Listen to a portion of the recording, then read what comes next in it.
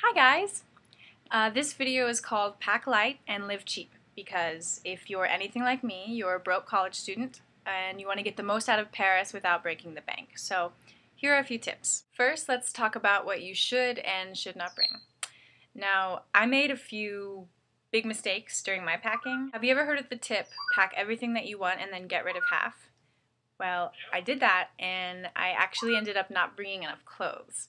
Paris is a fashionable city, much like New York, and people look really, really good. So you're going to want more than your basics. You're going to want some nice clothes too. Pack all your favorite clothes. You're going to want to dress up. You're going to want to wear heels. You're going to want to wear nice shirts. No one ever goes to class in sweatpants. So do your packing well. So it just occurred to me, you might be hearing weird noises in the background. This is my parrot Rocky. He is responsible for all the weird noises. Anyway, back to packing. What I did bring way too much of, oddly enough, is shoes.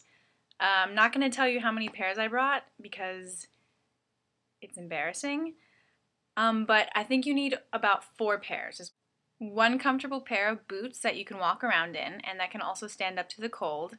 One pair of cute flats that go with everything. A pair of nice heels for when you want to go out, and then maybe a pair of sneakers if you go running or something like that. Don't forget a heavy jacket also, like I did, because it actually gets pretty cold in Paris. Also, if you think that maybe you'll be doing some traveling, keep in mind that where you're going to might be really cold. Okay, enough about clothes.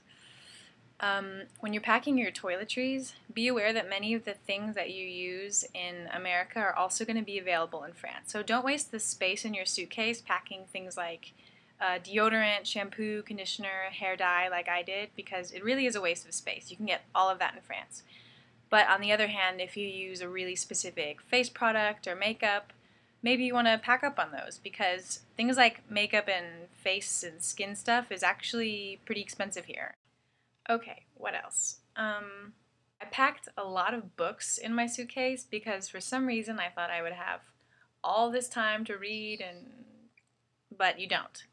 Why read when you can go out in Paris and experience Paris? The point is, books are really, really heavy and they take up a lot of space, so leave them behind. You don't need them. Enough about packing. Let's talk about how to save some money once you're actually in Paris. So I lived pretty far from campus. I checked out a couple of options for transportation, but what I decided to do is go with the monthly metro pass called the Navigo, which looks like this. I know that picture's pretty horrendous, but the Navigo is pretty cool. So you pay like €70 a month, and you have unlimited metro rides, which was awesome and worked out for me because I definitely had to take it at least twice a day. Also, they have these velo stations everywhere. You can rent a bike, and you go from one velo station to another velo station. They're everywhere all around Paris, and if you use it every day, it only comes out to a couple euro a month. It's a really awesome deal if you're up for biking every day. So I'm sure many of you are going to want to travel to other European destinations while you're in Paris. You should definitely do it. It's amazing. We went to Berlin and Barcelona, which was awesome. We flew when we went there, and it was actually really easy and really cheap. We used easyjet.com, and we bought our tickets online. If you don't take more than a carry-on, it's a really good way to travel fast and save some money. When we went to Berlin, for example, I think our round-trip flight was about €70, which is pretty good and really affordable. And hostels and stuff are pretty cheap too, so you can travel. It's totally doable. Another way to travel is to take the bus. I never took the bus, but I had a lot of friends who swore by it because it's way, way cheaper than anything else. If you use megabus.com, I know you can go places like London for something like €20, which is crazy. It's really good. But keep in mind the buses are, the rides are really long and they can be packed. So it can be kind of miserable, but a good way to save money if you're looking for that. I'm almost out of time here, so a few quick tips before I go to save some money.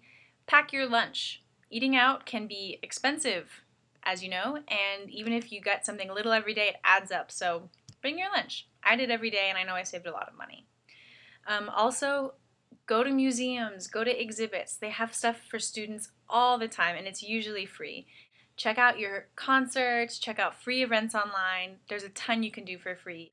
Okay, well, I hope my tips were helpful. Good luck with your semester, and see you next video.